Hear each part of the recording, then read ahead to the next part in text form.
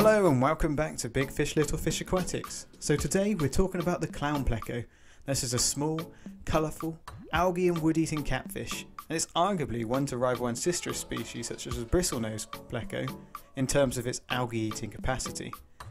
Being a member of the loricariid family, they bear a striking resemblance to other suckermouth catfish with their broad set head, large dorsal fin, large displayed bony pectoral fins and their rasping mouth on the underside of their body. Clown plecos will have a dark body with lots of yellowish orange bands. They naturally originate from South America in Colombia and Venezuela. In rivers amongst driftwood and plants, their body patterns help them to avoid detection from would-be predators in the wild. These small plecos, they typically reach an adult length of around 4 inches. They can get to 5 inches, but in aquariums I'd say 4 inches is more common. They require an aquarium of around 20 US gallons, which I believe is about 70 litres. And they will appreciate an aquarium which has got a larger surface area, so more room for them to swim around on the bottom. A deeper aquarium will not be appreciated as they won't use those parts of the aquarium. Now when it comes to clown plecos, they're not too fussy on their water parameters as some of the other loricariid fish, so you're going to want to aim for a water hardness of about 8 to 10 degrees.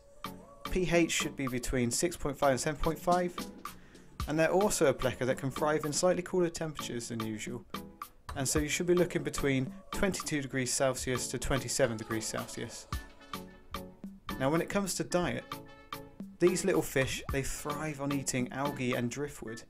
They also appreciate some algae wafers being added to the aquarium and some vegetable matter such as some cucumber or lettuce.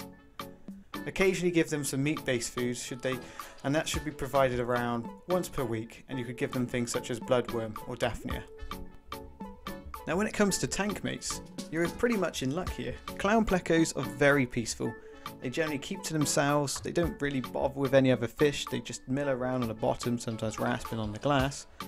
So you'll be safe to assume that most middle to top dwelling fish such as rasboras and danios will be perfect tank mates for clown plecos.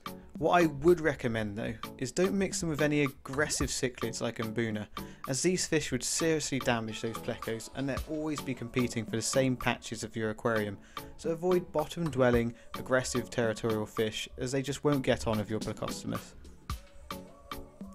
Now if you're wanting to keep clown plecos as a group or multiple clown plecos, what I would recommend is to make sure that you have lots of hides for them to get away from each other.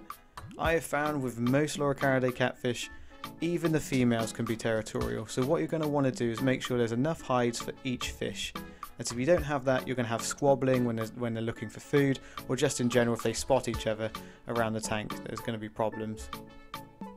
Now clown plecos, they're an excellent fish to keep. Bearing in mind, they're quite shy. They like to hide away, so you may not see them all the time. So just bear in mind that when you put these fish in there, they're kind of more of a novelty fish that you'll see, which will poke its head out now and then when you feed them.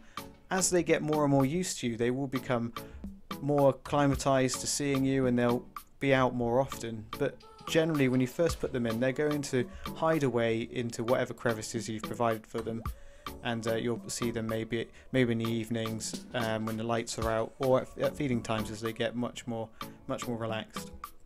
Another thing to be aware of with these plecos is, as with any other pleco, they produce large amounts of waste for their size. So you're going to want to have a regular maintenance routine in terms of your water changes, making sure the water quality doesn't go bad.